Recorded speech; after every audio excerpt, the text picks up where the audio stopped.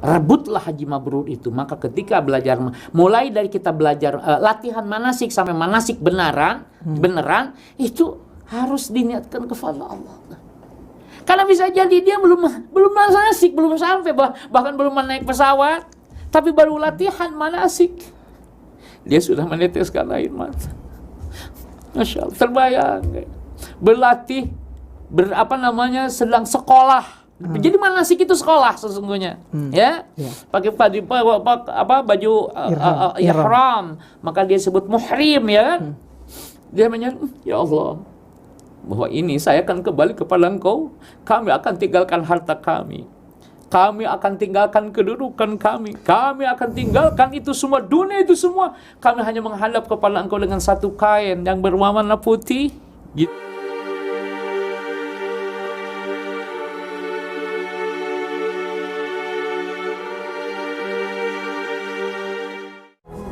Bismillahirrahmanirrahim. Assalamualaikum warahmatullahi wabarakatuh. Alhamdulillahirabbil alamin wa bihi nasta'in wala umurid dunya waddin wassalatu wassalamu ala asrafil anbiya'i wal mursalin wa ala alihi wa ashabihi wa man tabi'ahum bi ihsanin ila yaumiddin.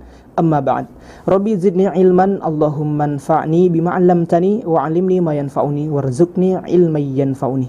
Dipancarkan dari Jalan Masjid Silaturahim nomor 36 Kalimanggis Cibubur Bekasi, Radio Silaturahim dan Rasil TV untuk Islam yang satu. Ikhwan akhwat para pendengar Radio Silaturahim yang dimanapun antum dan antuna berada, yang saat ini sedang menyimak Radio Silaturahim. Ikhwan akhwat mungkin saat ini sedang berkumpul bersama keluarga di rumah, ataupun saat ini sedang berada dalam kendaraan, berada dalam perjalanannya. Semoga kita semuanya selalu dalam kesehatan dan senantiasa selalu dalam lindungan dan rahmat Allah Subhanahu wa Ta'ala. Bahagia sekali ikhwan akhwat, bersama saya Hafiz Al-Floresi ditemani Bang Atep di kameramen dan switcher, dan juga Bang Yusuf Subangkit di meja operator. Alhamdulillah kembali hadir dalam program Tausiah Sore bersama guru kita Ustadz Ahmad Soleh MA. Di edisi hari ini ikhwan akhwat, hari Jumat, hari yang sangat mulia, Sayyidul Ayyam, tanggal 24 Dzulqa'dah 1443 Hijriah, atau bertepatan di tanggal 24 Juni 2022. Dan saat ini guru kita sudah hadir langsung di studio. Kita sapa terlebih dahulu. Assalamualaikum warahmatullahi wabarakatuh, Ustaz. Waalaikumsalam warahmatullahi wabarakatuh. Kabar bagaimana, Ustaz? Sehat? Alhamdulillah dalam lindungan Allah Azza wa Jalla. Alhamdulillah atas doa dari semua ikhwan dan akhwat semuanya. Alhamdulillah. Masya Allah. Nampaknya Ustadz tiap hari makin semangat dan Alhamdulillah, Masya Allah, Masya Allah, Masya Allah. Nah. Semoga selalu dalam lindungan Allah, Ustaz. Amin, Allahumma amin, amin.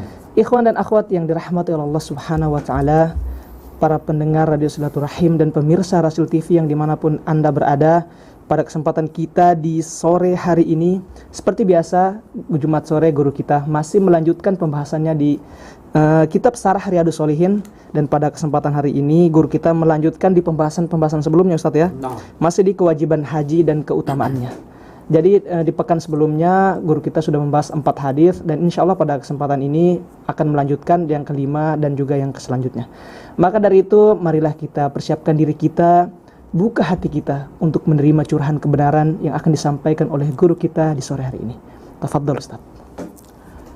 Alhamdulillahi hamdan katsiran tayyiban mubarakan fih kama yuhibbu rabbuna wa yarda. Asyhadu an la ilaha illallah wahdahu la syarikalah wa asyhadu anna Muhammadan abduhu wa rasuluhu wa innahu la nabiyya ba'dah. Allahumma shalli wa sallim wa barik ala nabiyyina Muhammadin wa ala alihi wa ashabihi wa man tabi'ahum bi ihsanin ila yaumil qiyamah, amma ba'd. Ikhwan dan akhwat pendengar Radio Silaturahim dimanapun berada, sesungguhnya segala puji bagi Allah yang masih memberikan kesempatan kita untuk senantiasa mendekatkan diri kepadanya dengan jalan mengkaji pesan-pesan suci dari Nabi yang luhur budi, untuk dapat kita amalkan sehingga kita menjadi muttabi'anya, menjadi pengikutnya yang mudah-mudahan nanti diakui oleh beliau sallallahu alaihi wasallam sebagai umatnya. Sehingga apa yang menjadi kekurangan dari umat ini kemudian diperbaiki nanti dengan syafaatnya, insya Allah. Maka oleh sebab itu ikhwan dan akhwat, mari kita mulai mohon kepada Allah Subhanahu wa Ta'ala agar Allah membukakan pintu hati kita untuk menangkap pesan-pesan arahan-arahan dari beliau sallallahu alaihi wasallam yang mengarah kepada keridhaan Allah Subhanahu wa taala, sehingga Allah pun dalam hal ini berkenan gitu kan, memberikan manfaat yang banyak kepada kita melalui taujih, melalui risalah yang Allah turunkan kepada baginda Nabi.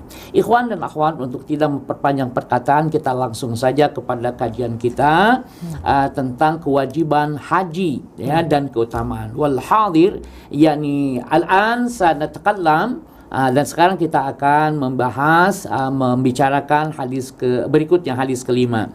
An Abdurrahman Ad-Dawsi radhiyallahu anhu anna Rasulullah sallallahu alaihi wasallam qala al-umratu ila al-umrati kaffaratun lima bainahuma wal hajjul mabruru laisa lahu jazaa'un illa al-jannah, muttafaqun alaih.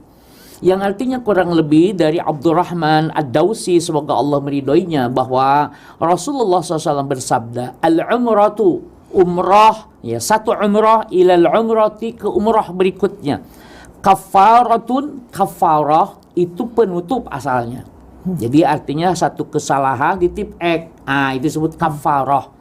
Kafaratun lima bainahuma, terhadap apa-apa. Ma bermakna, kalau kafarah itu penutup, maka ma di situ maknanya dzunub, terhadap dosa-dosa di antara keduanya, di antara waktu umroh ke umroh berikutnya, dihapuskan tuh ya oleh umroh tadi. Wal hajjul mabruru, dan haji mabrur, laisa lahu jazaun, tidak ada balasannya yang setimpal, illal jannah, kecuali surga. Muttafaqun alaih. Hadza hadisun rawahu Bukhari wa Muslim. Jadi umrah secara bahasa artinya adalah mengunjungi ya. Jadi dari kata i'tamara tadi. Jadi kalau kita umrah ya,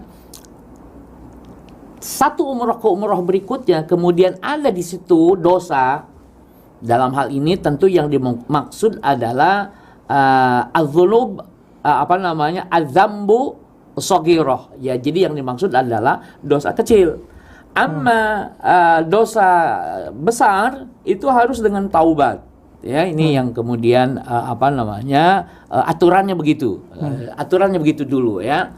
Jadi kenapa saya katakan aturannya begitu dulu? Karena nanti menarik sekali kalau sudah masuk dalam penghayatan itu, apa yang menjadi standar itu menjadi sesuatu disyarah, bisa syarah memperkuat, bisa syarah menjadi dua pemahaman, atau menjadi syarah bertentangan tetapi bisa dipakai dua-duanya di satu tempat dan yang satunya lagi di tempat yang berbeda.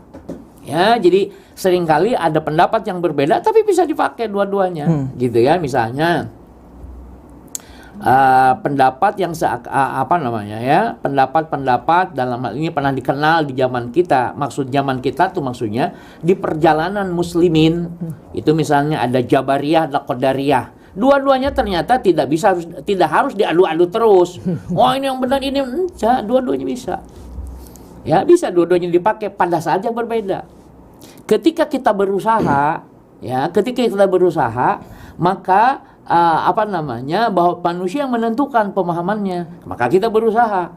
Tapi kalau kemudian sudah hasil, gitu kan, maka itulah, ini semua Allah yang sudah menentukan, bukan lagi usaha, kan begitu. Jadi dua-duanya bisa dipakai, tidak harus diadu-adu, gitu. Nah ini yang kemudian tentu lama untuk melakukan riset yang demikian gitu, sehingga sejarah masa lalu yang kita menyebutnya kelam karena perbedaan paradigma, perbedaan pemahaman, sehingga sampai pada kitab-kitab kita bercerita tentang pertumpahan di antara kita ya, karena perbedaan itu.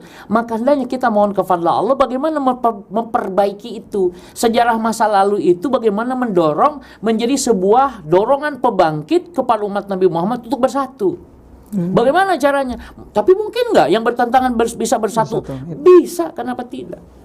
Dalam pendekatan tafsir, dalam pendekatan apa, itu yang berbeda, yang bertentangan bahkan bisa diterima dua-duanya. Misalnya, uru di dalam tafsir itu ada yang menafsirkan uru bima'na suci, tapi ada uru bima'na head. Suci dengan head itu bertentangan. Iya. Tapi dua-duanya bisa diterima, gitu kan? Nah, ini yang kemudian kita sebagai orang yang berupaya memohon kepada Allah agar umat Nabi Muhammad sallallahu alaihi wasallam itu semuanya bisa saling mencintai dengan tulus. Jadi bukan egoisme yang didahulukan, tapi dia ingat, oh dia itu umat Nabi Muhammad, saudaraku, meskipun dia nasabnya berbeda, warga negaranya tidak sama, gendernya berlainan, tetapi dia umat Nabi Muhammad sallallahu alaihi wasallam. Allahumma ya Allah, tolonglah aku untuk bisa mencintai umat Nabi Muhammad meskipun pendapat dia berbeda dengan pendapatku ya Allah, atau bahkan bertentangan. Bisa nggak seperti itu? Nah, itu ya. Bisa. Apalagi kalau itu bukan akidah. Kalau perbedaan pendapatnya bukan akidah, itu bisa. Wong perbedaan pendapat yang dalam akidah saja, Masya Allah.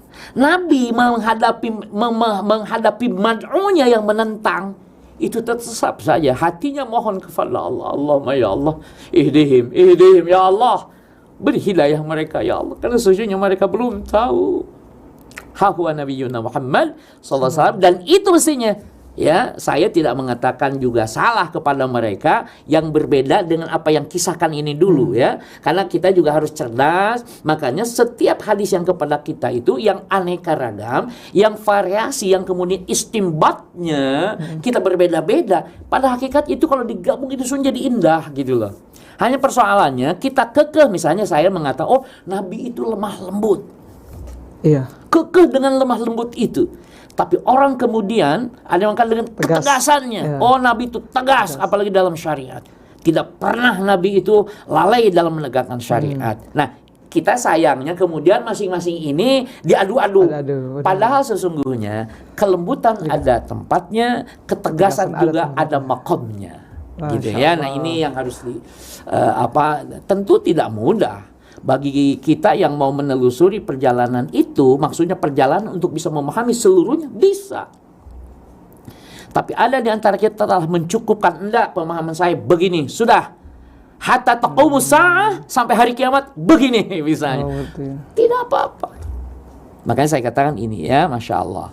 Nah, oke, kembali kepada satu hal yang ingin saya kemukakan ya. Jadi umroh, ya, umroh kafaroh itu sesungguhnya tif'ek, pelebur. Dengan pengertian apa? Dia penyebab penyebab ampunan dan tertutupnya dosa. Ya, itu kafaratun. Jadi kafaratun itu bisa berarti apa? Penyebab ampunan dan tertutupnya dosa. Jadi dosa tidak akan ini. Maka oleh sebab itu ikhwan dan akhwat sekalian, kita mengenal bahwa ibadah itu ada dua hal, ya. Ada simbolis, ada simbolnya, ada hakikatnya. Makanya ada simbol itu maksudnya ibadah dalam pengertian yang bisa kita lihat itu simbol. Tapi hakikat itu pesan moralnya, atau di dalam bahasa para ulama maqasidnya atau maksudnya apa gitu loh, ya. Nah, karena sesungguhnya kita tidak bisa memisahkan antara simbolis dengan maqasid. Salat, ruku, sujud dan bacaan-bacaannya kita sebut itu adalah simbolisnya. Tentu saya menjelaskan ini dalam memudahkan pemahaman gitu, karena kita merasa kalau sudah simbolis ya sudah selesai, pokoknya saya sudah diridhoi oleh Allah lewat ibadah yang simbolis. Tapi faktanya orang yang sholat secara simbolis itu diancam oleh Al-Quran, fawailul lil musallin. Tuh. Bagaimana kok orang sholat bisa celaka? Nah, karena simbolisnya saja, tidak dilanjutkan kepada pesan hakikinya, pesan maqasid syariahnya tidak kita pahami. Maka orang yang sholat meskipun gerak-geriknya dalam sholat itu sudah sesuai dengan yang dicontohkan oleh Rasulullah SAW, tapi ketika praktek di luar sholatnya, ya saya maksudkan sholat itu, jika yang dimaksud sholat oleh saya adalah dimulai dari takbiratul ihram dan diakhiri salam, dan setelah salam kemudian dia berlaku tidak sesuai dengan pesan sholat itu, maka diancam oleh Quran, fawailul lil musalli. Orang yang rajin saum, al-siyam, ya, orang yang rajin siam bukan hanya yang wajib, bukan hanya yang fardu, tetapi juga yang nafilah dia lakukan. Tapi kalau lisannya masih tetap tidak bisa menjaga dari mengatakan kalimat-kalimat zur, kalimat-kalimat yang tidak baik, ya, qaul zur, itu maka Allah tidak perlu. Artinya menjadi dipertanyakan. Memang Nabi menarik sekali sabda-sabda Rasulullah SAW yang diteliti oleh para ulama itu, pilihan katanya Masya Allah indah sekali dan argumentatif gitu. Ya, maka Nabi di satu sisi tidak mengatakan misalnya begini, percumalah orang yang begini-begini. Misalnya percuma orang yang sholat, tetapi nah begitu. Quran juga mengajarinya begitu. Jadi coba, ara'aital ladzi yukadzibu bid-din. Apakah ra'aita engkau telah melihat alladzi orang yang yukadzibu mendustakan ad-din, hari pembalasan. Ad-din agama sering kita maknai agama. Tetapi agama itu kalau kita teliti ternyata ada dua pengertian. Ada memang agama, ada din itu hari pembalasan. Maliki yaumiddin, yang merajai hari pembalasan. Maka din di situ hari pembalasan. Jika kemudian kita teliti lagi, ada hadis mengatakan man kana yu'min billahi wal yaumil akhir kadza wa kadza. Barang siapa yang iman pada Allah dan hari akhir. Nah, dua yang disebut Nabi dalam hadis-hadisnya ini adalah ikhtisar, bukan ikhtisar ya, ada istilahnya ya. Jadi pemendekan dari yang 6 rukun iman, yang 6 ini seringkali disingkat menjadi 2 tadi, iman kepada Allah dan hari akhir. Nah, di dalam Al-Qur'an justru disingkat lagi menjadi kepada hari akhir. Ara'aital ladzi yukadzibu bid-din. Nah, gitu ya. Ini menarik sekali. Nah, jadi itu allazi yad'ul yatim dan seterusnya, yang mendorong dengan keras yatim. Yatim itu orang yang secara normatif begini. Yatim itu berarti yang mendorong anak yang sudah tidak punya bapak, anak yang belum balig, artinya yang belum, kategorinya yang belum mandiri gitu saja. Anak yang belum mandiri gitu kan, yang tidak memiliki pelindung, yang tidak memiliki ayah kandung, kan begitu. Itu normatifnya begitu. Tapi nanti kalau kita lihat yad'ul yatim, yatim bisa bermakna orang atau anak yang tidak memiliki pelindung meskipun ibu bapaknya ada. Ibu bapaknya ada, tapi anaknya sekolah nggak disekolahkan, tidak dikenalkan kepada Allah, bebas dengan siapapun dia bergaul, mau berkelahi silakan, enggak juga silakan. Nah, itu sama dengan yatim. Islam harus hadir sebagai bapak dalam hal ini, ya. Maka oleh sebab itu, maka orang yang yatim di situ bisa saja dia punya ibu bapak, tapi kemudian Islam juga harus mau tampil, ya, mengingatkan ibu bapaknya. Siapa yang maksud Islam di sini? Mereka yang bertanggung jawab dari kalangan umara wal ulama. Dari kalangan umara dan ulama. Mereka yang menjelaskan kepada ibu bapaknya, sehingga si anak tadi yang sempat jadi yatim sekarang tidak lagi yatim. Kenapa? Karena ibu bapaknya sekarang perhatian, mendidik dengan benar, gitu kan. Nah, maka oleh sebab itu, kalau seseorang tidak memiliki pelindung, tidak memiliki yang merawatnya, maka yatim. Maka rumah kosong yang tidak ada yang merawatnya disebut baitun yatimun. Rumah yatim. Seorang muslimah sudah saatnya menikah, belum punya suami, apalagi dia walinya sudah tiada, maka dia disebut muslimatun yatimatun. Jadi muslimah yatim. Nah, kalau begitu, saya tujukan kepada para akhwat muslimat yang para suaminya dipercaya oleh para mu'allafah, oleh perempuan-perempuan yang baru memeluk Islam. Jangan kau dorong para mu'allafah ini ketika ia mau belajar kepada suami-suami Anda. Karena ketika dia belajar kepada suami-suami Anda, misalnya rombongan, kemudian Anda mencegahnya, bisa jadi Anda termasuk yang yad'ul yatim. Bisa begitu. Gitu ya. Jadi sekali lagi, subhanallah. Nah, karena ada di antara tantangan para orang yang punya ilmu, salah satu justru dari keluarga. Kan ada yang membinanya anak-anak kecil di pondok pesantren, gitu mah lazim biasa. Tapi ini yang para mu'allafah kan mereka sudah berusia, ya kan, bahkan statusnya sudah mencari suami. Nah, ketika dia mau berguru kepada seorang yang berilmu, maka pemahaman atau mata-mata yang bersikap sinis itu memandangnya dengan tidak baik. Termasuk bisa jadi dari keluarga atau dari istri si ustadz ini gitu ya. Oke, baik, ini satu hal. Kenapa saya kok sisipkan, karena ini fakta-fakta sekarang itu. Tapi di sisi lain juga ini karena ini satu kasuistik aja. Mestinya kan nggak boleh begitu. Artinya keadaan mu'allafa, ya orang yang baru di mu'allaf itu, maka hendaknya ada tim gitu ya, yang khusus diamanati untuk melanjutkan pemahaman mereka. Mestinya begitu. Kita kerjanya harus kerja jama'i gitu ya. Kerja nyatu sehingga ada pembagian tugas. Tapi kalau tadi yang saya contohkan di awal itu karena tidak ada lagi di masyarakat, seringkali ditemukan hal seperti itu gitu ya. Oke, baik. Jadi ini ya, wal hajjul mabrur laisa lahu jazaa'un illal jannah, dan haji yang mabrur tidak ada balasannya kecuali sorga. Ini banyak syarah yang menjelaskan tentang haji mabrur. Kalau dari beberapa referensi kita buka, al-hajjul mabrur maksudnya haji yang benar. Kemudian al-hajjul mabrur ditemukan dalam syarah berikutnya haji yang ikhlas. Ditemukan lagi dalam penjelasan lain, haji mabrur itu adalah haji yang tidak disusupi dengan dosa, gitu kan? Oh, kalau gitu berarti haji mabrur adalah haji yang dilakukan secara benar dan ikhlas dan tidak disusupi dosa. Kan jadinya begitu. Digabung karena memang semuanya benar. Gitu kan? Nah, nggak ada balasan yang setimpal, nggak ada balasan yang cocok kecuali al-jannah. Taman yang indah yang kita belum bisa melihatnya, maka disebut jannah. Kan sudah sering disampaikan. Janin itu adalah zigot yang di dalam rahim yang tidak bisa diketahui, tidak bisa dilihat.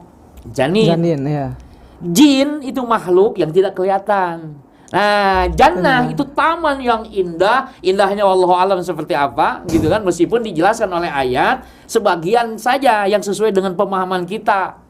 Di situ ngalir sungai-sungai, di bawahnya ngalir sungai-sungai. Menurut hadis di situ ada sungai susu, sungai ara, kan begitu. Menurut hadis. Kemudian itu semua hanya imajinasi kita karena kita baru mampunya begitu. Hakikatnya jannah seperti apa? Wallahu a'lam. Tidak tahu. Masya Allah. Berarti dari akar kata yang sama berarti. Dari akar kata. Jadi jannah itu seperti itu, tidak bisa diketahui. Nah, jin juga makhluk yang tidak bisa kelihatan. Oke, baik. Nah, maka di sini kita pahami itulah sorga. Jadi sorga itu ya kembali kepada kita memahami sejauh mana kita memahami sorga. Ya, pengetahuan kita dari Quran dan Sunnah itu seperti apa, maka itulah yang akan membahagiakan kita gitu. Bahwa hakikatnya nanti seperti apa. Tapi yang jelas perlu dikemukakan bahwa taman-taman itu bertingkat. Sebagaimana juga neraka bertingkat-tingkat. Kenapa dikatakan begitu? Karena dosa juga bertingkat-tingkat, syirik bertingkat-tingkat, ya. Maka amal soleh juga bertingkat-tingkat. Banyak itu. Misalnya, apa yang bertingkat-tingkat? Keimanan, ya kan? Man ra'a minkum munkaran falyughayyir biyadihi, ya, dari tangan kemudian ke lisan, dari lisan ke hati. Itu dan hati selemah-lemah iman. Berarti mulai dari hati dulu naik ke atas, dengan lisan naik lagi kepada yad, tangan. Nah, kemudian tentang syirik juga sama. Syirik juga ada tingkatannya. Maka riya itu adalah syirkul asghar, ya kan? Ada syirik yang paling kecil yaitu riya. Berarti ada syirik akbar, kan begitu. Padahal syirik sendiri juga kategorinya dosa besar. Oke, baik. Ini saya kira nanti dalam kajian, biasanya itu dalam kajian tauhid lah ya. Oke, baik. Sekarang kita lanjutkan kepada hadis berikutnya. An Siddiqah binti Siddiq radhiyallahu anhuma qalat qultu ya Rasulullah naral jihad afdalul amali afala nujahid faqala lakin afdalul jihad hajjun mabrurun rawahul Bukhari.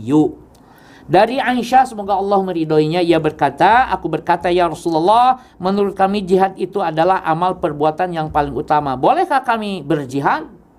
Beliau menjawab, tetapi jihad yang paling utama adalah haji yang mabrur. Maka oleh sebab itu, ketika menunaikan ibadah haji itu serius. Karena ketika haji mabrur itu afdalul jihad. Oke. Nah, maka jihad kalau begitu tidak mesti perang. Ma hujjati, apa hujah saya? Hadzal hadis, di antaranya. Ya, hadis ini. Kemudian juga talabul ilm itu juga jihad. Hatta narji'a ila baitina, sehingga kita pulang ke rumah-rumah kita. Selama kita talabul ilm, misalnya Anda jadi host di sini, kajian kitab Riyadhus Shalihin. Maka ketika Anda pergi dari rumah Anda ke sini, atau ketika saya pergi dari rumah saya, setelah saya membaca bismillah tawakkaltu 'ala Allah la haula wala quwwata illa billah, maka saya fil jihad. Kemudian terjadi sesuatu, Anda syahid. Ketika terjadi sesuatu, maka saya kategorinya syahid, meskipun syahid akhirat. Kata siapa? Kata Nabi dalam hadis saya. Jangan begitu. Nah, maka oleh sebab itu, kenapa kita serius? Kenapa kita bersemangat? Karena motivasi Nabi itu dahsyat. Beliau itu adalah shadiq wa masduq. Orang yang benar lagi dibenarkan. Nah, ini makanya oleh sebab itu, ikhwan dan akhwat sekalian, maka kajian kitab Riyadhus Shalihin ini apalagi sudah dibantu oleh para ulama tentang kedudukan hadisnya sahih atau tidaknya perawi. Oh, masya Allah, gitu kan. Jadi kita tinggal mereguknya saja, gitu. Yang penting mau nggak kita menuangkannya itu, gitu loh. Ya. Sayangnya kan kita ada yang minuman ini kita nggak mau menuangkannya, apalagi mau minumnya. Padahal itu adalah minuman yang paling segar. Jadi ilmu yang bermanfaat itu adalah minuman yang paling segar, makanan yang paling menyehatkan. Makanya minumlah kata Nabi sepuasnya, makanlah sekenyangnya di majelis taklim itu. Nah, jadi masya Allah ya. Oke, baik. Nah, maka kemudian dinyatakan narol jihad, yang dimaksud kami melihat itu kami memandang bahwa jihad ya, itu demikian karena kedudukan jihad di dalam Islam. Itu juga tidak salah. Tapi kemudian Nabi Afdalul Jihad tadi menyatakan bahwa haji mabrur. Nah, maka oleh sebab itu rebutlah haji mabrur itu. Maka ketika belajar, mulai dari kita belajar latihan manasik sampai manasik beneran itu harus diniatkan kepada Allah.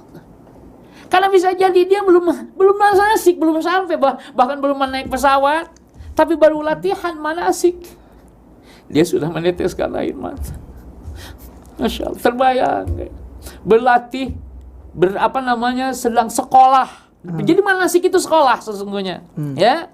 Pakai baju ihram, maka dia sebut muhrim, ya kan? Dia menyatakan, ya Allah, bahwa ini saya akan kembali kepada Engkau. Kami akan tinggalkan harta kami. Kami akan tinggalkan kedudukan kami. Kami akan tinggalkan itu semua, dunia itu semua. Kami hanya menghadap kepada Engkau dengan satu kain yang berwarna putih, gitu kan?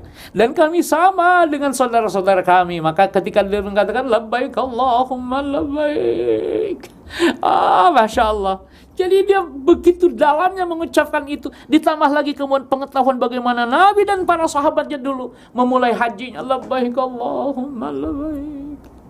Jadi masya Allah, di situ saja dia sudah terbentuk jiwanya. Jiwanya begitu mahabbah kepada Allah Subhanahu wa taala. Begitu cintanya kepada Al-Khaliq. Kemudian dia menyadari bahwa ini semua kemudian wasilahnya yang menyampaikan risalahnya adalah baginda Nabi SAW. Maka dia pun semakin cinta kepada Rasulullah SAW yang telah mengajarkan manasik ini yang diperintahkan oleh Allah Subhanahu wa taala. Itu baru satu, baru ihram. Belum yang lain semuanya. Maka sekali lagi, ada orang belum menunaikan ibadah haji, baru latihan manasik. Walakin hadzal rajul, tapi lelaki ini asbahahu al-hajj, dia sudah menjadi haji beneran, gitu kan? Padahal belum berangkat. Nah, maka oleh sebab itu ikhwan, saya ingin sampaikan, tentu semua yang belum menunaikan ibadah haji juga ingin menunaikan itu. Tapi jangan khawatir. Bagi mereka yang uzur karena yang tidak memenuhi manis sata'a ilaihi sabila, tidak terpenuhi itu karena uzur itu, ya, maka tidak usah khawatir. Karena bisa jadi meskipun dia tidak berangkat, dia haji mabrur. Karena syaratnya apa? Syaratnya, cirinya, kompetensi haji mabrur dia miliki, gitu. Allah. Ya kalau uzur, gitu loh. Kan masya Allah. Kan orang itu satu. Yang penting saya sholat Jumatnya istiqomah. Nilainya sama dengan haji. Tuh. Yang penting saya thalabul ilmi, sampai kapanpun saya tetap thalabul ilmi. Maka nanti akan orang tercengang, loh saya yang sudah menunaikan ibadah haji, ternyata pahala hajinya banyakan dia, padahal dia belum menunaikan ibadah haji. Karena dia mendapatkan pahala ibadah hajinya lewat jihad. Karena dia mendapatkan pahala ibadah hajinya lewat thalabul ilmi. Karena dia melakukan itu semua lewat sholat Jumat yang terus menerus. Nah itu yang sering kali kita, nah makanya kita jangan terjebak oleh simbolis. Itu yang saya sampaikan. Secara simbol kita sudah menunaikan ibadah haji, tapi bisa jadi ada orang yang pahalanya lebih besar dibanding orang yang sudah menunaikan ibadah haji. Nah ini yang kemudian harus dipahami ya. Maka saya katakan semuanya rahasia. Maka saya katakan janganlah kita memohon untuk jadi orang yang terbaik di zaman kita. Khawatir nanti kalimat terucap, gue yang terbaik, kan ya, khawatir begitu ya. Maka mintalah kepada Allah kita lebih baik dari masa lalu kita. Masa kemarin begini, nah sekarang lebih baik dari kemarin. Nah besok insya Allah lebih baik dari hari ini gitu ya. Sehingga membandingkannya bukan dengan orang lain, membandingkannya dengan diri kita sendiri. Kalau membandingkan dengan diri kita sendiri, itulah muhasabah ya. Kalau membandingkan diri dengan diri kita alias muhasabah tadi, insya Allah tidak ada setan akan masuk dalam masalah itu. Tapi kalau membandingkannya dengan orang lain, dia ya ilmunya masya Allah dalam sekali, satu. Tapi kemudian Anda kok belajar terus-menerus sehingga kemudian Anda lebih pintar sekarang dibanding dia sebelumnya. Maka jangan sampai Anda mengatakan, sekarang saya lebih alim dibanding dia. Naudzubillah, jangan sampai.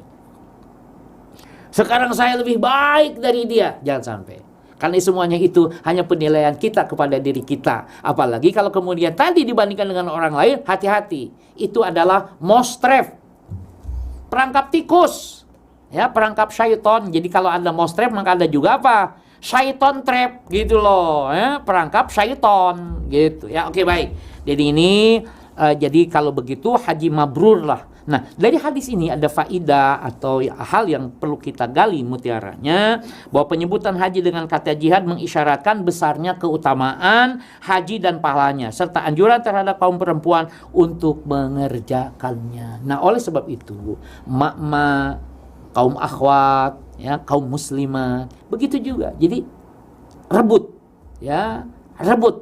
keridhaan Allah itu melalui apa? Haji mabrur di antaranya. Karena kalau jihad di lapangan, yang saya maksud jihad di lapangan, jihad di peperangan, itu biasanya kalaupun perempuan dilibatkan hanya memiliki orang-orang perempuan muslimat yang memiliki skill tertentu di mana muslimin tidak memilikinya. Tapi kalau ada muslimin yang sudah mulai memiliki, dianjurkan musliminnya dulu, gitu ya.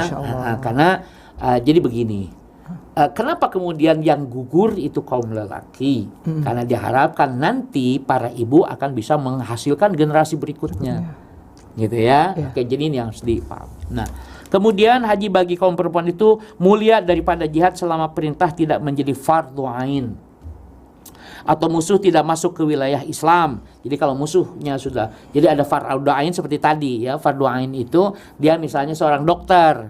Nah, di lapangan tidak ada dokter laki-laki. Maka itu menjadi fardhu ain bagi dokter perempuan tadi, dokter muslimah tadi gitu ya.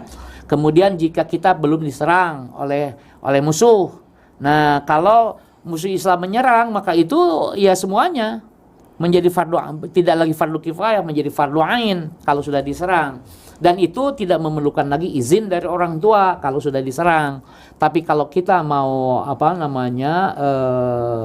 istilahnya ofensif, nah, kalau ofensif itu harus izin sama orang tua. Kalau orang tua ada yang ini merawat, berarti bisa jadi kita diizinkan.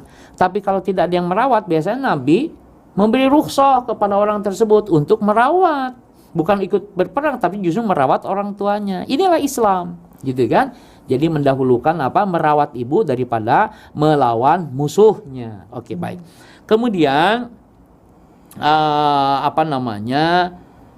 begitu juga bagi laki-laki di mana keutamaan haji. Oke, sudah saya jelaskan tadi. Taib. Satu hadis lagi kita coba. Masih dari Siddiqah binti Siddiq. Jadi maksudnya adalah dari Aisyah putri Abu Bakar As-Siddiq. Menyatakan bahwa Rasulullah SAW bersabda, ma min yaumin aksara min ayya'tiqallahu fihi abdan minan nari min yaumi Arafah. Rawahu Muslim. Jadi ini menarik sekali. Ma min yaumin, tidak ada hari di mana Allah membebaskan di dalamnya abdan seorang hamba dari api neraka min yaumi Arafah, di hari Arafah. Jadi pada hari Arafah itu adalah hari di mana dibebaskannya seorang hamba dari api neraka. Maka menyelamatkan, menjauhkan mereka dari neraka. Menarik sesungguhnya. Ini bisa difahami letterlet, tetapi saya lebih menyukai ini diberi syarah dari hadis-hadis lain. Kenapa begitu? Maka oleh sebab itu Nabi menyunahkan kita saum di hari Arafah. Iya. Ketika dia saum berarti ngapain itu siam? Lisannya dijaga, ini dijaga, ya kan? Maka dipahami pada hari itu banyak orang yang menjaga dirinya dari maksiat. Iya. Maka pada hari itu karena disunahkannya saum Arafah, lebih banyak orang dibebaskan dari api neraka. Cuma satu hari.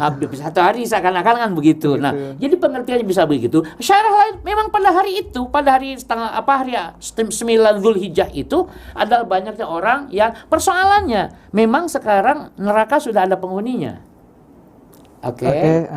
Gitu loh. Jadi boleh nggak saya bertanya begitu? Ustaz nggak yakin sih sama hadis sampai nanya-nanya begitu. Enggak, ini dalam upaya memahami itu begitu.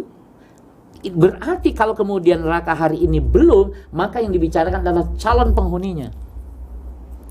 Makanya nanti lihat di hadis lain, pahala saum Arafah itu apa? Dibebaskannya dari 2 tahun tuh, ya, diampuni dosa. Nggak begitu, masya Allah. Ya, oke. Jadi ya masya Allah, la haula wala quwwata illa billah. Nah, penjelasan tentang keutamaan hari Arafah dan bahwa pada hari itu Allah lebih membebaskan hamba-hambanya dari neraka daripada hari-hari lain. Jika pemahaman yang tadi dikemukakan bisa diterima, maka kalau begitu bukan hanya Arafah sesungguhnya. Ramadan itu lebih pantas lagi, kan begitu. Masya Allah. Sekali lagi bahwa Rasulullah SAW memberi motivasinya indah sekali. Indah sekali. Apa sih sesungguhnya? Tentu yang dimaksud gitu ya. Bisa jadi di bulan Ramadan dia siam, tapi siamnya simbolik. Clear? Artinya tidak mampu membebaskan dirinya dari neraka. Karena simbolik saja. Tapi bisa jadi di Arafah ini, Yaumul Arafah, sama-sama siam, sama-sama puasa, tapi berpengaruh, begitu bisa pemahamannya. Tapi kalau dianggap sama, di Ramadan juga kualitas siamnya seperti itu, di Arafah juga kualitas siamnya seperti itu, maka bisa jadi juga di Arafah, di Ramadan juga bisa lebih banyak. Ya, tapi sekali lagi, wallahu a'lam bissawab. Ya, Allah yang mengetahui maksud dari itu semua. Tapi ketika saya, masya Allah, gitu kan. Nah, karena kalau Arafah ini, hari Arafah itu nanti kemudian, memang kan begini, seringkali kita dihadapkan dengan persoalan-persoalan dengan berhadapan dengan orang-orang yang belum memeluk Islam. Jadi biasanya mereka ingin mempelajari Islam, tapi kemudian ada keraguan-keraguan, mereka tidak bisa begitu saja mengikuti Islam sebelum mereka memahami, ya, secara pemahaman mereka bisa memahaminya gitu loh. Ya, termasuk ini gitu ya, hadis ini kapan diucapkannya gitu kan. Kemudian hari Arafah sudah kita lewati terus kan itu. Kemudian memang di neraka sekarang sudah diisi apa belum? Nah, itu maka saya kira kewajiban orang-orang yang rasikh fil ilmi lah yang menjelaskan bagaimana yang sesungguhnya. Sesungguhnya yang saya maksudkan, kalau saya merujuk kepada pemahaman kepada apa yang dikemukakan oleh Imam Ali, bahwa tafsir ataupun apapun yang berkenaan dengan agama, selama itu mendorong kepada ketakwaan kepada Allah Subhanahu wa taala, maka itu bisa diterima. Nah, berdasarkan itu saya bilang, oh masya Allah, oke, saya bilang pantas kalau syariat Islam itu tidak bertepi, pantas kalau syariat Islam itu tidak berdasar itu maksudnya tidak ada alasan karena saking dalamnya gitu sehingga tidak sampai gitu ya. Oke. Baik, ini saya kira hadis yang menarik. Maka di sini dinyatakan pada hari itu Allah SWT menampakkan rahmatnya kepada mereka dan membanggakan mereka kepada malaikat, lalu Allah mengampuni dan merahmati mereka. Nah, ini saya kira sebagai hal yang perlu saya kemukakan dalam kajian tentang haji. Tapi yang jelas saya harus mengakhirinya dengan kalimat wallahu a'lam bis-shawab. Demikian ikhwan dan akhwat sekalian yang dapat saya kemukakan tentang kewajiban haji dan keutamaannya. Mudah-mudahan apa yang dijelaskan tadi mampu mendorong kita semua untuk semakin dekat kepada Allah Subhanahu wa taala. Nah, nanti kalau kalimat tadi dekat, maka nanti suatu saat kita akan menjadi makhluk yang memiliki karakteristik yang berbeda dengan yang lainnya. Gitu ya. Demikian yang dapat saya kemukakan. Wallahu a'lam bis-shawab. Baik, demikianlah ikhwan dan akhwat yang dirahmati oleh Allah Subhanahu wa taala. Alhamdulillah telah kita simak bersama-sama nasihat dan tausiah yang disampaikan oleh guru kita Ustadz Ahmad Sholeh MA dengan membahas kitab Syarah Riyadhus Shalihin dengan tema kewajiban haji dan keutamaannya. Pak Ustadz, kita sudah masuk ke sesi yang kedua, Ustadz. Maka kami akan membacakan pertanyaan-pertanyaan yang sudah masuk di sore hari ini, Ustadz. Ini pertanyaan pertama datangnya dari Bapak Ahmad yang berada di Jakarta Selatan. Assalamualaikum warahmatullahi wabarakatuh, Ustadz. Waalaikumsalam warahmatullahi wabarakatuh. Ustadz, apakah orang-orang yang memfasilitasi orang lain untuk berjihad, apakah itu juga disebut sebagai syahid jikalau meninggalnya, Ustadz? Contohnya seperti kami memfasilitasi Rasil untuk memperjuangkan dakwah Islam, Ustadz. Dan di sisi lain juga ada orang yang memfasilitasi orang lain untuk berhaji atau berumroh. Apakah itu juga dikatakan sebagai jihad dan bisa kalau seandainya orang itu meninggal, apakah dikategorikan sebagai syahid? Mohon penjelasannya. Masya Allah. Al-jawabu na'am. Jawabannya iya, dia mendapatkan juga kebaikan. Tidak harus kemudian secara spesifik dalil yang diminta. Ayat mengatakan ta'awanu 'alal birri wat taqwa. Saling tolong menolonglah kalian atas kebaikan, wat taqwa, dan jalan ketakwaan, pada ketakwaan. Nah, tadi diilustrasikan, dicontohkan bagaimana kita yang mendukung Rasil dengan donasi kita, maka itu ada kerjasama dalam mendakwakan Islam. Kita yang memberi bahan bakarnya, Rasil motornya, gitu ya. Nah, maka Masya Allah, tab'an, na'am, dia dapat. Begitu juga yang tadi memfasilitasi jihad. Jihad misalnya ngasih beasiswa. Jadi jangan dikira jadi orang tua asuh itu bukan jihad. Jihad juga. Makanya kalau ngerti semuanya orang berlomba-lomba, saya jadi orang tua asuh. Mahasiswa itu saya yang bayar, mahasiswa ini dia, Masya Allah. Kalau mengerti, maka Masya Allah mereka. Jadi kalau kemudian ada kita kebingungan bagaimana membawa harta kekayaan kita dan kedudukan kita ini di dunia ini gitu supaya bisa sampai ke akhirat, maka tadi titipkanlah itu semua di jalan-jalan jihad. Saya pernah katakan bahwa sabilillah itu banyak. Maka kalau banyak disebut subul, ya kan? Subulus salam, jalan-jalan kedamaian, jalan-jalan kebaikan. Nah, subul itulah sirat, jalan. Jadi Islam itu sirat. Nah, sirat itu atau subul tadi diurai menjadi sabil. Ada sabil dalam talabul ilmi, itu sabilullah. Ada memerangi orang-orang yang memerangi Islam, itu juga sabilillah. Ada kemiskinan, menangani kemiskinan, menyelesaikan kemiskinan, itu sabilillah. Gitu kan? Ada persoalan-persoalan kesejahteraan, karena tidak sejahtera dia kemudian imannya dijual, itu persoalan kita, kemudian kita tangani, itu juga sabilillah. Maka semuanya itu adalah jihadun fi sabilillah. Hanya nanti ada yang ditaksis, dikhususkan al-jihad al-qital. Tapi ada al-jihad bermakna umum seperti tadi. Haji itu jihad. Maka disebut oleh Nabi afdalul jihad hajjun mabrurun. Tuh, kan begitu ya. Jadi kok jihad jadi kacau begitu pengertiannya? Kacau karena kita mungkin bisa saja kita membacanya kurang, kan begitu. Mohon maaf tapi ya. Tapi ini sebuah pertanyaan itu bisa untuk evaluasi kita gitu ya. Jadi sekali lagi saya kira tentu saya akan juga mengucapkan jazakumullahu khairan kepada ikhwan dan akhwat sudah berdonasi dalam perjuangan dakwah melalui Rasil. Gitu loh, ya. Doakan juga para asatidnya, para asatid itu ustadz-ustadznya juga diberikan kekuatan oleh Allah, dibimbing oleh Allah, dibersihkan hatinya, diikhlaskan hatinya, ditanamkan rasa cinta kepada mad'unya dan kepada seluruh umat Nabi Muhammad sallallahu alaihi wasallam. Amin, ya Rabbal. Sehingga dia para asatidnya juga bukan hanya berbicara di dalam studio untuk keselamatan umat Nabi Muhammad, bahkan di sela-sela sholat malamnya juga dia mendoakan umat Nabi Muhammad. Allahumma aslih syababal muslimin. Allahumma ya Allah, perbaikilah pemuda-pemuda muslim.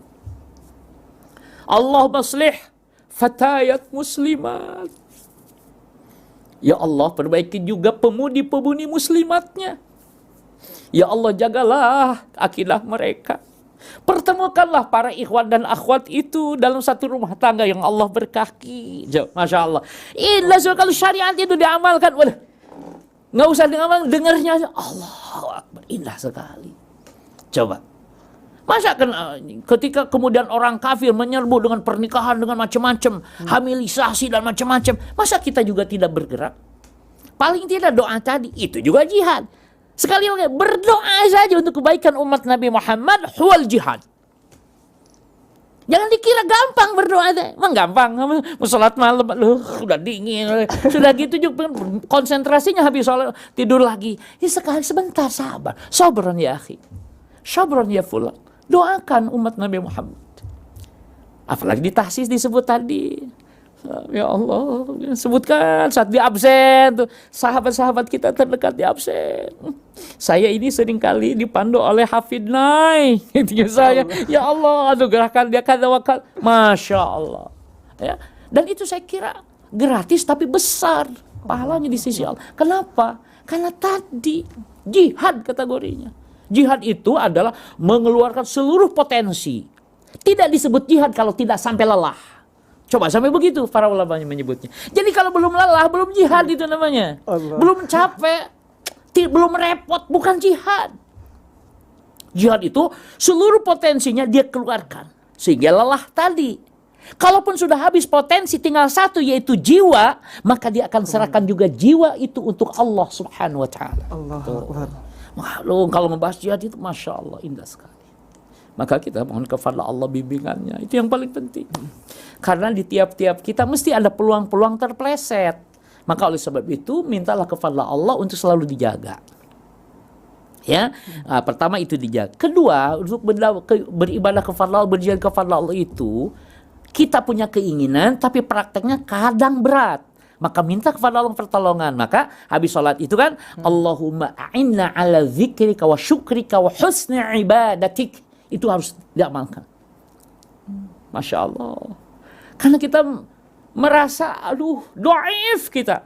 Kita mengatakan, iyyaka na'budu, hanya kepada Engkau ya Allah kami tunduk, patuh dan taat. Tapi ternyata berat sekali itu. Maka dilanjutkan dengan surat berikutnya, ayat berikutnya, wa iyyaka nasta'in, dan hanya kepada Engkau ya Allah kami mohon pertolongan, di antaranya untuk apa? Untuk melaksanakan pengabdian ini kepada Engkau sehingga menjadi pantas dan layak di sisi Engkau ya Allah. Nah, jadi saya kira Masya Allah ya. Masya Allah, Masya Allah. Jadi itulah ya. Maka oleh sebab itu sekali lagi donasi Anda yang penting tadi keikhlasan. Ikhlas. Karena Allah juga ya. Jangan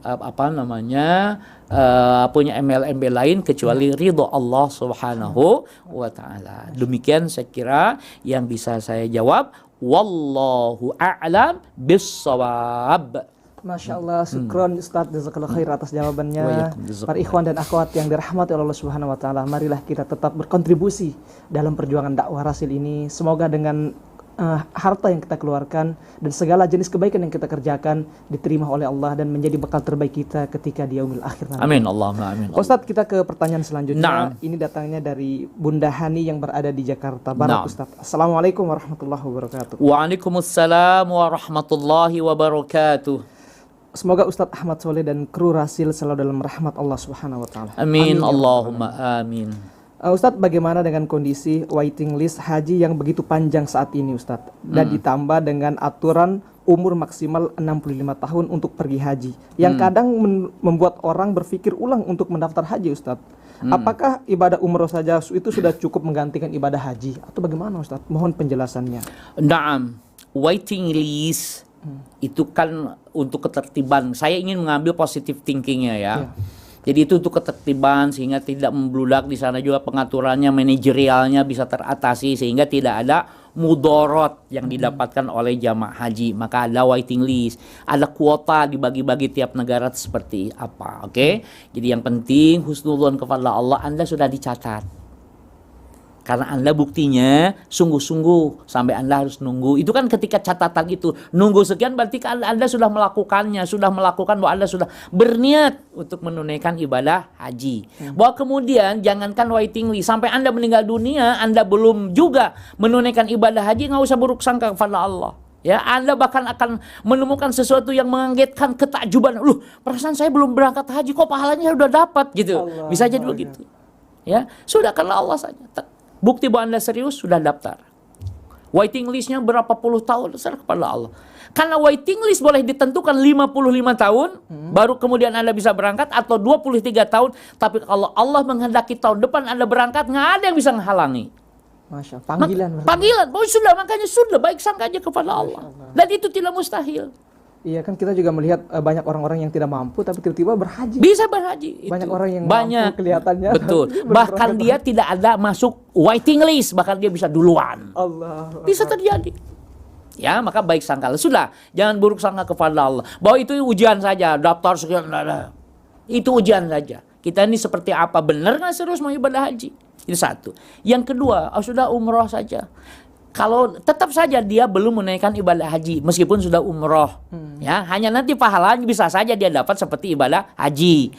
Nanti di hadis berikutnya disebutkan umroh di bulan Ramadan itu seperti haji.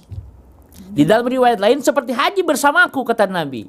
Tuh, jadi sudah saya mohon maaf ya, saya ingin mengompori yang baik saja, motivasi aja ya. Saya tidak ingin memprovokasi yang tidak bagus. Iya betul. Nah, tapi bukan berarti kemudian saya menyalahkan orang yang ingin memperjuangkan umat Nabi Muhammad dalam masalah ini. Enggak. Hanya makom saya di sini gitu aja. Karena yang ngerti itu saya di sini, bukan di situ. Bahwa kemudian ada ikhwan kita yang mengurus di makom yang berbeda, mempertanyakan, meminta pertanggungjawaban, bagaimana ini bisa terjadi, boleh saja. Tapi saya di sini, saya motivasi saja. Ya? Jadi baik sangka saja kepada Allah, nggak usah nyalahkan siapa-siapa. Kalau nanti pada saatnya Anda pergi. Kalau Anda tidak pun pergi, baik sangka kepada Allah. Allah telah mencatat Anda untuk menunaikan ibadah haji. Jadi niat itu sudah dicatat. Ya, Anda juga tidak harus malu. Misalnya bagi mereka yang kemarin-kemarin bahkan sudah berangkat mau umroh, sudah standby di hotel, ternyata dibatalkan, di cancel. Padahal sudah nunggu 10 hari di hotel, bayar hotel saja 10 hari berapa. Pas pulang ditanya sama tetangganya, loh kok jadi udah pulang lagi? Memang sudah selesai umrohnya atau hajinya? Nggak usah tersinggung. Ya Allah. Manusia, jawab saja. Manusia hanya berencana, Allah yang menentukan.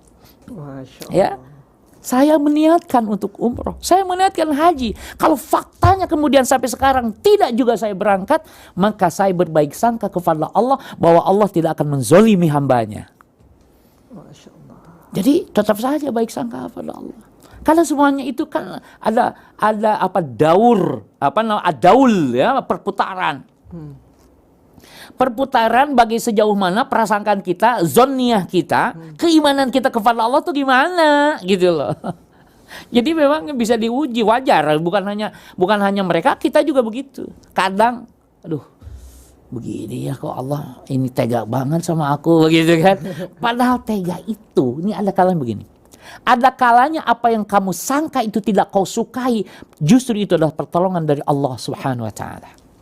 Saya ingin satu contoh bagi mereka saya katakan yang suka membuka medsos. Misalnya ada satu video menarik. Seorang nenek sedang duduk di kursi. Di sebelah kirinya ada seorang pemuda sedang bersandar sambil mainan ke tiang listrik tiang enggak gitu. Kemudian si nenek sedang ini jatuhlah bawaan si nenek itu ada yang jatuh. Kemudian si nenek ini melirik ke anak muda. Si nenek kemudian mengatakan dengan isyarat, tolong nak ambilkan itu karena itu jatuh. Tapi si anak muda asyik masyuk dengan permainannya. Itu jelas membuat kita kesel sebagai seorang nenek, kesel. Tapi apa yang terjadi? Kemudian si nenek ambil itu barangnya. Saat mengambil barangnya itu, kemudian bongkahan dari atas jatuh. Puh. Sekarang kita balik. Coba jika sekiranya si anak muda itu dengan baik hatinya mengambil yang jatuh diserahkan kepada si nenek. Tuh. Maka oleh sebab itu, baik sangkalah kepada Allah. Ya, dalam keadaan apapun, pokoknya baik sangka, ya Allah, Engkau ini maha kuasa atas segala. Innaka anta alimun hakim, innaka anta ghafurur rahim. Pokoknya innaka anta itu apa ini? Itu coba diterapkan.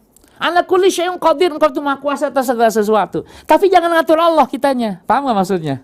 Ngatur Allah gini, maunya saya sih Allah tuh begini. Itu kamu ngatur Allah. Biarkan Allah saja gitu loh yang mengatur kita, paham ya? Nah, maka tadi seperti tadi kan pingin kita si anak muda tadi ngambil gitu. Kalau saya jadi si nenek gitu kan. Kemudian apa? Tapi ternyata Allah menghendaki, meskipun itu cuma ilustrasi, ya video yang menarik, itu motivasi yang menarik menurut saya.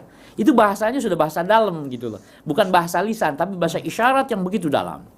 Ya, oke. Jadi saya kira ini yang harus dipahami. Jadi waiting list nggak ada urusan bagi kita. Maksudnya tidak akan mengubah buruk sangka kita. Ya, artinya tidak menjadikan jadi buruk sangka. Tidak akan merubah zonnya. Kita akan tetap husnuzon kepada Allah Subhanahu Wa Taala. Karena itu akan tetap untung dibanding kalau kita suudzon. Tapi sekali lagi pembahasan ini di sini makomnya. Tapi pembahasan di tempat lain, misalnya kepada ikhwan yang memperjuangkan, tentu bahasanya berbeda. Gitu ya, oke. Jadi ini saya kira yang bisa saya jelaskan. Sudah mintalah kepada Allah tetap ya. Bahkan Anda bisa jadi ketika Anda serius menaikkan ibadah, tiba-tiba nanti suatu saat Anda bermimpi berhaji bersama Rasulullah sallallahu alaihi wasallam. Apa yang saya maksudkan, Anda mimpi berhaji bersama Nabi. Bisa jadi itu Anda haji bersama Rasulullah sallallahu alaihi wasallam. Karena hadis mengatakan syaitan nggak bisa menyerupai Nabi. Gitu ya, oke. Bisa saja Anda memang jasadnya di Indonesia. Oke, tapi yang lainnya bisa bersama Nabi. Nah, tentu ini saya tidak akan bahas lebih jauh ya, tapi baik sangkalah intinya gitu. Baik sangkalah kepada Allah. Ya, hanya dengan baik sangka itulah yang terbaik dibanding kalau kemudian kita menyalahkan diri, menyalahkan orang lain. Tapi sudah serahkan kepada Allah. Ya Allah, inilah yang bisa aku lakukan. Adapun yang menentukan bukan urusan saya lagi. Saya hanya usaha. Masya Allah. Gitu. Nah, itu yang harus dipahami. Sehingga apapun yang terjadi kan kita kembalinya kepada inna lillahi wa inna ilaihi raji'un. Kalau itu menurut kita itu kurang kita sukai. Tapi kalau yang disukai kan kita katakan alhamdulillahirabbil alamin. Tapi ada orang kemudian yang senantiasa berdoa yang sama kapan dan bagaimanapun, alhamdulillahi ala kulli hal. Segala puji bagi Allah dalam setiap keadaan. Jadi dia tidak terprovokasi oleh apapun. Rugi bagi dia kalau dia diatur oleh kondisi, dia bilang. Kan ada orang diatur oleh kondisi, maksudnya dipengaruhi. Kondisinya begini marah. Kondisinya begitu senyum. Begitu juga kita sama. Pada adanya juga begitu. Dipuji, semangat. Tapi dicela, kalah dia. Kenapa kalau kita yang begitu yang mempermainkan, yang merubah-rubah itu kenapa tidak dinisbatkannya kepada Allah Subhanahu Wa Taala? Kata Allah senyum, senyum. Kata Allah misalnya bertakbir, takbir. Kenapa tidak begitu? Tentu ini semua kita harus berusaha. Kemudian jangan dinilai bahwa saya berarti sudah bisa. Enggak, naudzubillah. Belum. Saya justru menyatakan begitu karena seringkali pemahaman saya mengatakan seperti itu. Saya ini masih bisa didikte oleh putra saya. Sehingga kemudian bahasa saya keluar yang tidak menunjukkan bahwa saya pengikut Nabi Muhammad SAW. Justru kan ini, saya. Kemudian istighfar, astagfirullah. Ternyata saya kok dipermainkan sama anak saya. Ganti sekarang. Saya tidak boleh dipermainkan oleh siapapun, tetapi saya harus taat hanya kepada Allah Subhanahu Wa Taala. Itulah ahlut tauhid. Gitu ya. Oke, saya kira itu yang dapat saya jelaskan. Wallahu a'lam bissawab. Masya Allah, syukron Ustadz atas jawabannya. Para ikhwan dan akhwat, semoga kita selalu menguatkan niat, tekad itulah yang paling penting. Karena sempat beberapa hari yang lalu juga kita mendengar berita bahwa ada seorang dari Magelang tuh, dia pakai sepeda go to Masya Mekah Allah. tuh, Ustaz. Masya Allah. Itu kan tekadnya yang dia kuat. tekadnya yang kuat betul-betul, Masya Allah. Masya Allah, Masya Allah. Semoga kita semuanya juga selalu dan semoga diberikan kemudahan untuk bisa berhaji insya Allah di tahun-tahun yang akan datang. Pak Ustadz, kita ke pertanyaan selanjutnya. Ini datangnya dari hamba Allah yang bertanya, Pak Ustadz, saya sudah pernah pergi umroh pada tahun 2018. Ini dari Ibu Atek, Ustadz. Saya sudah pernah pergi umroh pada tahun 2018 silam, Ustadz. Tapi sampai sekarang saya belum melaksanakan ibadah haji. Saya ingin sekali pergi haji, Ustadz. Tapi karena bekal belum mencukupi seperti dari segi keuangan dan lain-lain, sehingga belum bisa melaksanakan ibadah haji, Ustadz. Apakah ibadah umroh itu sudah cukup untuk mendapatkan keutamaan dan keridhaan dari Allah, Ustadz? Mohon penjelasannya. Kama qultu qabla hadza, sebagaimana saya katakan sebelum ini, bahwa jadi kalau kita belum menunaikan ibadah haji, berarti memang kita dicatat masih wajib menunaikan ibadah haji. Tapi karena ada kasus-kasus uzur dan macam-macam, maka hal itu tidak menjadi tuntutan lagi. Tetapi kalau pertanyaan, bisa nggak itu umroh sebagai penghapus dendam? Bisa, kan tadi sudah dinyatakan. Al-umratu ilal umrati kafaratun lima bainahuma. Kan begitu. Dari umrah yang satu ke umrah berikutnya itu sebagai penghapus, sebagai penyebab dapatnya ampunan dan penutup dosa di antara keduanya, gitu ya. Kalau antara umrah dengan umrah. Tapi kalau kita kan umrahnya sekali misalnya, maka cukup saja sampai nanti umrah berikutnya yang tidak kita ketahui, yang wallahu alam itu, gitu ya. Tapi yang jelas itu, gunakan itu, baik sangka itu, pakai dalil ini, pakai sama kita. Namun kemudian tanya, apa sih ciri-cirinya? Apa? Kafaratun itu. Pertama kan ketika haji atau umrohnya tidak membicarakan hal-hal yang jorok, yang kotor, ya kan? Tidak memprovokasi permusuhan. Selalu dia memberikan kedamaian. Karena salah satu haji yang mabrur itu kan salah satu ciri di riwayat lain, di riwayat Imam Ahmad kalau tidak salah, it'amut ta'am wa ifsya'us salam. It'amut ta'am itu memberi makan, yang kedua ifsya'us salam. Apa ifsya'us salam? Sering kali kita menerjemahkannya menyebarkan salam, ya, atau mengucapkan salam. Ya, ifsya itu share, ya, berarti menyebarkan salam. Tapi salam itu seringkali dimaknainya hanya ucapan assalamualaikum. Maka kalau kita ditanya, misalnya ada pertanyaan begini, ma hukmus salam fil Islam? Jawabannya seringkali wajibun, mustahabun, au sunnatun. Wajib atau sunnah atau makruh dan lain sebagainya. Karena ditanya ma hukmus salam, yang dimaksud assalam huna bukan ucapan salam, tapi maksudnya bagaimana hukum perdamaian, gitu loh. Jadi kalau ifsya'us salam maknanya menyebarkan kedamaian. Ciri haji mabrur itu. Nah, damai dalam sisi apa maksudnya? Menyebarkan agar semua orang menerima assalam. Allahumma antas salam wa minkas salam, kan gitu. Menerima Allah sebagai satu-satunya ma'bud, ya, dan bersyukur kepada Allah Subhanahu wa ta'ala, gitu ya. Nah, ini saya kira yang harus dipahami. Jadi ciri haji mabrur pun salah satunya tadi, ya, menyebarkan kedamaian, memberi makan, peduli kepada orang lain. Nah, tetapi sekali lagi bahwa umroh itu adalah kafaratun lima bainahuma. Demikian yang bisa saya jelaskan. Wallahu a'lam bissawab. Baik, syukron atas jawabannya Ustadz, dan semoga terjawab ya kepada Bunda Atik yang telah menyampaikan pertanyaannya.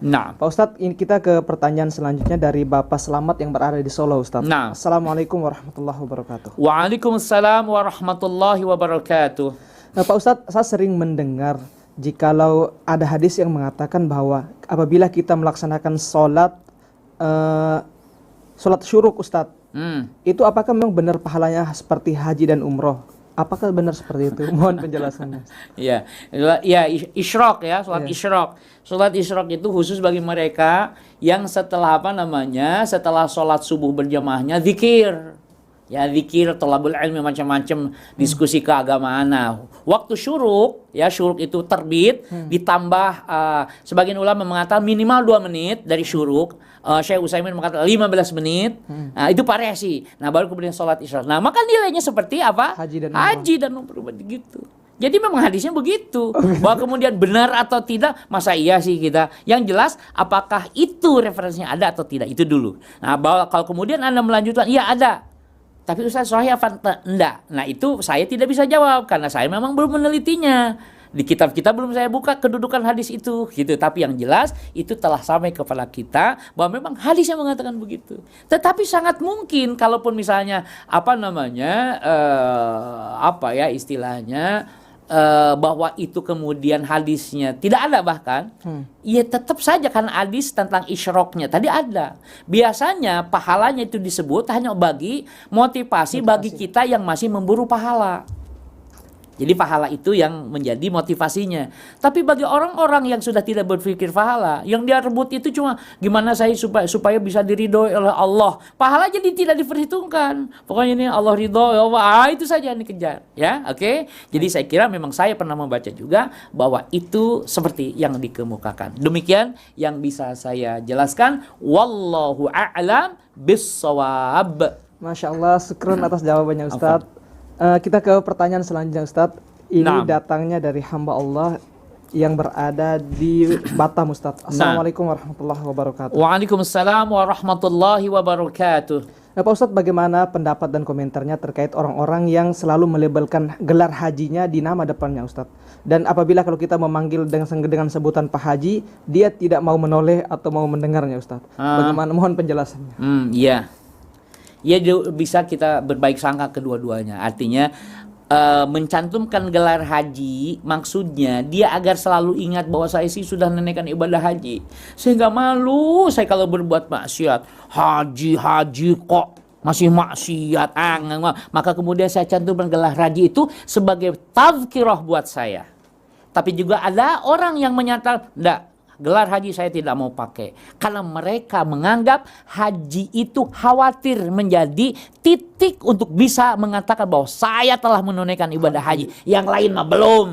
Kalau itu pemahamannya sebaiknya tidak dimunculkan. Gitu ya. Jadi sangat tergantung di mana persoalannya gitu. Jadi tidak mutlak. Ya, mutlak boleh, mutlak tidak boleh. Jika itu mendukung kepada kedekatan, semakin takut kepada Allah, ya, semakin memperhatikan manusia lainnya, maka munculkan gelar haji itu. Tapi kalau gelar haji mengakibatkan sesuatu, sudah nggak usah. Apalagi juga sahabat Nabi nggak ada yang dipanggil gelar haji, gitu ya. Haji Abu Bakar, tanya tuh sama Haji Abu Bakar, tanya sama Haji Umar, enggak, padahal mereka juga haji, gitu ya, oke?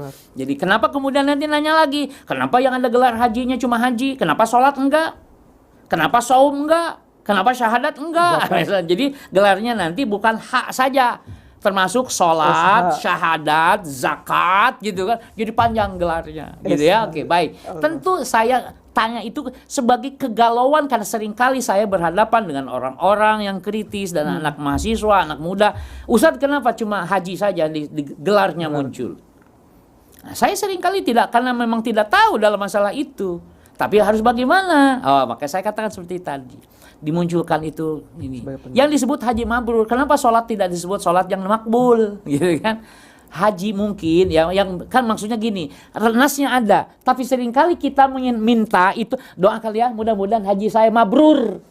Tapi jarang orang meminta doa agar akhi doakan ana ya, ana mau sholat dulu, mudah-mudahan sholat ana diterima ya, hajinya sholatnya makbul. Kenapa tidak begitu? Karena bisa jadi, sekali lagi bisa jadi, karena haji harganya mahal, sementara sholat hampir tiap waktu bisa dilakukan.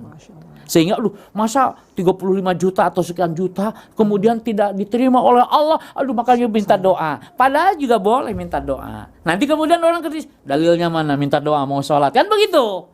Nah, inilah sesungguhnya persoalan dalam kehidupan yang harus kita pahami. Tetapi semuanya kita harus jelaskan karena memang punya kewajiban untuk menjelaskan. Ya, demikian yang bisa saya sampaikan. Wallahu a'lam bissawab. Baik, Masya Allah, syukron atas jawabannya Ustadz. Dan semoga terjawabnya kepada hamba Allah yang berada di Batam yang tadi bertanya. Kita ke pertanyaan selanjutnya Ustadz. Ini datangnya dari Ibu Aminah di Citra Indah Ustadz. Assalamualaikum warahmatullahi wabarakatuh. Waalaikumsalam warahmatullahi wabarakatuh. Cuman sebelumnya Ustadz, kita ada penelpon yang masuk, kita terima di Ustadz. Assalamualaikum warahmatullahi. Halo. Halo, assalamualaikum warahmatullahi wabarakatuh. Baik, dengan Bapak siapa di mana Pak? Dengan Pak Abdullah. Bapak Abdullah dari mana Pak? Dari Depok yang Dari biasa Depok. WA. Ya, silakan Pak. Ya, assalamualaikum Pak Ustadz Ahmad Soleh. Waalaikumsalam warahmatullahi wabarakatuh. Aduh, saya sering sekali mendengarkan Pak Ustadz nih, suaranya ciri khas nih. Masya Allah, Masya Allah. Semoga Pak Ustadz sehat-sehat walafiat Pak Ustadz ya. Alhamdulillah, insya Allah. Nah, Alhamdulillah. Saya mohon izin Pak Ustadz ingin bertanya. Itu kan ada semacam mindset orang. Kejadian di haji merupakan cerminan selama kita di wilayah atau daerah asal. Nah, Seperti itu. Dan memang kenyataannya seperti itu yang sering kita jumpai gitu loh, Pak Nah. Ustadz. Jadi sehingga ada orang yang mohon maaf gitu, dia takut pergi ke haji karena dia banyak ibaratnya banyak berdosa di wilayah asalnya, sehingga takut ada balasan di sana, seperti itu. Nah, pertanyaan saya adalah kenapa orang punya mindset seperti itu, Pak Ustadz? Apakah memang ada semacam kayak asas yang menguatkan hal itu gitu loh, sehingga orang berpendapat seperti itu gitu loh, Pak Ustadz? Itu aja pertanyaan saya. Terima kasih Pak Ustadz. Assalamualaikum. Waalaikumsalam warahmatullahi wabarakatuh. Nah, Masya Allah, la hawla wa la quwata illa billah. Iya, orang menganggap, bahkan berkeyakinan, kalau di tanah suci sana itu merupakan apa yang terjadi pada kita merupakan gambaran saat kita di tanah air. Itu bisa iya, tetapi juga bisa tidak. Ya, biasanya kalau kita sudah dekat kepada batas-batas itu, ya dekat kepada batas melampaui, ya mau melampaui batas, artinya kita melakukan hal-hal yang tidak pantas, hampir melampaui batas, bahkan sudah melampaui batas, biasanya diperingatkan di sana. Balik itu, kamu kan sering gini begini. Nah, tentu kalimatnya itu kamu sering begini tidak kalimat kamu sering, bukan. Misalnya dia suka jahil ke orang, dia dijailin di sana. Gitu ya. Nah, itu sebenarnya sangat tergantung kita memaknainya apa. Kalau kemudian itu adalah maknanya adalah peringatan, maka sebaiknya atau kita berharap sepulangnya dari sana kita menjadi lebih baik. Iya. Tapi ada orang juga yang tidak mendapatkan itu. Karena misalnya masih bisa memahami tidak harus diingatkan seperti itu. Tapi yang jelas pengalaman-pengalaman yang dilakukan oleh hujaj di sana, kemudian pulang ke mana, ke tanah air, biasanya berkisah semacam itu. Oh, kemarin begitu, kemarin begini. Jadi langsung kata dia. Jadi sekedar hanya mengatakan apa? Mengatakan dalam hati berburuk sangka saja, itu kata mereka itu langsung dibayar kontan. Ya, jadi apapun. Jadi maka oleh sebab itu kalau ya jelaslah ya, kalau di sana doa itu termasuk kan ada tempat-tempat mustajab. Ya, maka disitulah kita berdoa. Nah, maka kemudian ada di antara kita hilang bawaannya. Dia cuma berdoa jadi tempat yang mustajab. Ya Allah, dia tidak cari sholat aja. Nggak lama kemudian ada yang nganter katanya. Masya Allah, apakah itu mungkin? Mungkin, sangat mungkin. Ya, tetapi sekali lagi, karena saya belum menemukan nas yang menegaskan seperti yang ditanyakan tadi, maka saya tidak memutlakkannya, gitu ya. Kecuali memang ada nasnya yang sudah saya temukan, tentu saya akan mengatakan bahwa itu mutlak akan seperti itu. Ya, karena saya belum, maka saya katakan mungkin tidak mutlak. Ya, demikian Pak yang bisa saya jelaskan. Jadi kalau kenapa kemudian orang punya image seperti itu? Karena bukan rata-rata, karena tidak ada penelitian ya. Banyak orang yang mengatakan pulang dari melakukan ibadah haji itu ceritanya, kisahnya begitu, sehingga kemudian itu mendominasi jiwa. Ya, mendominasi jiwa sehingga kalau gitu kita harus hati-hati nih, kita harus berbuat baik. Itu juga udah bagus sesungguhnya ya, ada pengaruhnya dari kisah-kisah itu. Demikian, wallahu a'lam bissawab. Masya Allah, syukron atas jawabannya Ustadz. Dan semoga terjawab ya kepada Bapak Abdullah yang berada di Depok yang tadi bertanya melalui telepon.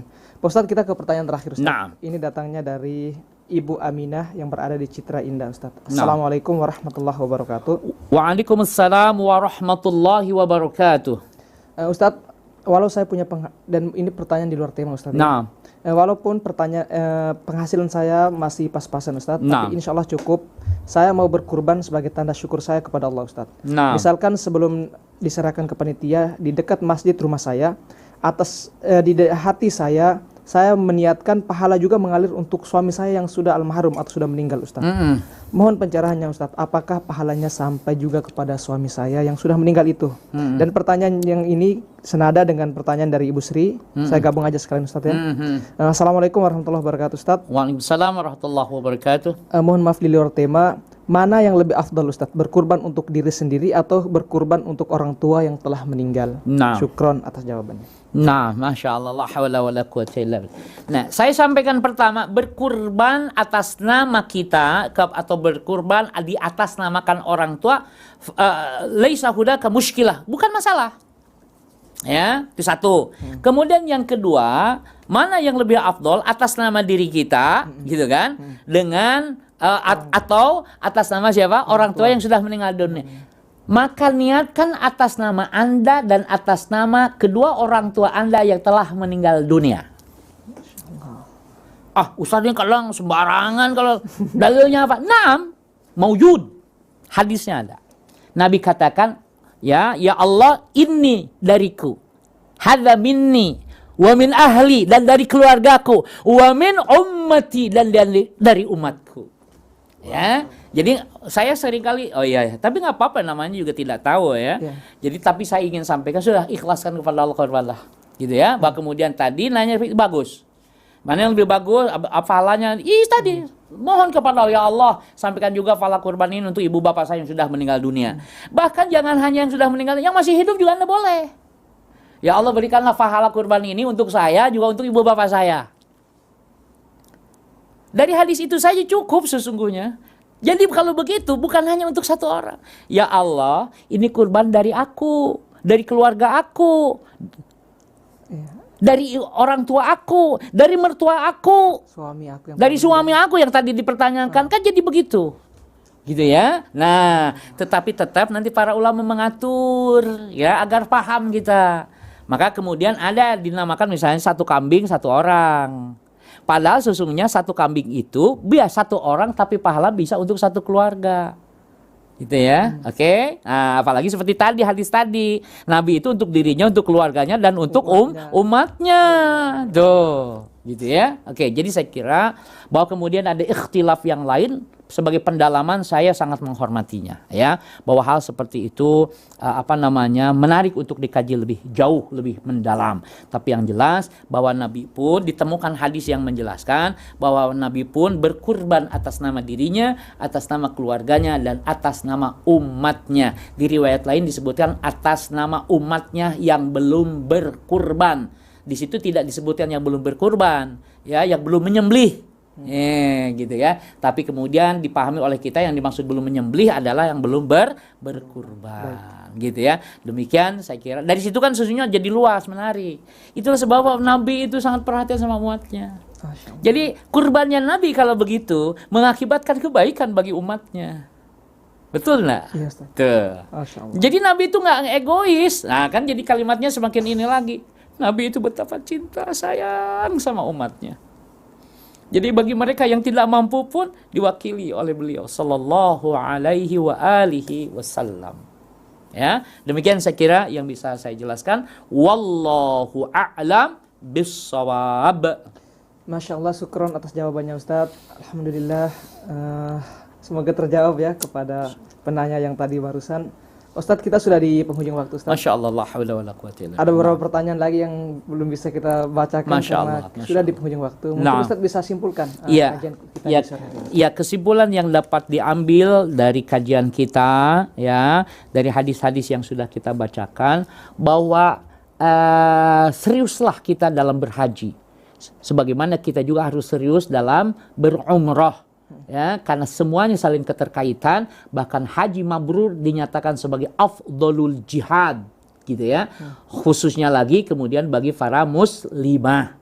Nah, maka oleh sebab itu haji ini harus berdampak dua, ya, kesolehan pribadi dan kesolehan sosial sebagai aplikasi dari ibadah secara simbolisnya, dan juga kita harus memenuhi ibadah dalam makna hakikinya. Demikian saya kira yang dapat saya simpulkan. Wassallallahu ala nabiyyina Muhammadin walhamdulillahi rabbil alamin. Wassalamualaikum warahmatullahi wabarakatuh.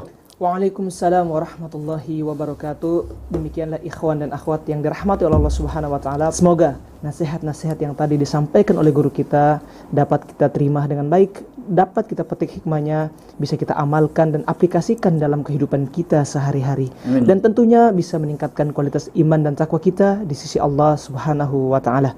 Dan sekali lagi kami mengucapkan jazakallahu khair Ustadz atas ilmunya di sore hari ini, dan kami doakan semoga Ustadz dan keluarga semuanya selalu dalam kesehatan dan senantiasa selalu dalam lindungan dan rahmat Allah Subhanahu wa taala. Amin. Allah. Akhir kata bersama saya Hafiz Al-Floresi ditemani Bang Atip di kameramen dan Bang Yusuf Subangkit di meja operator. Mohon undur diri dari ruang dengar Anda. Subhanakallahumma wa bihamdika asyhadu an la ilaha illa anta astaghfiruka wa atubu ilaik. Ila liqa. Wassalamualaikum warahmatullahi wabarakatuh. Waalaikumsalam.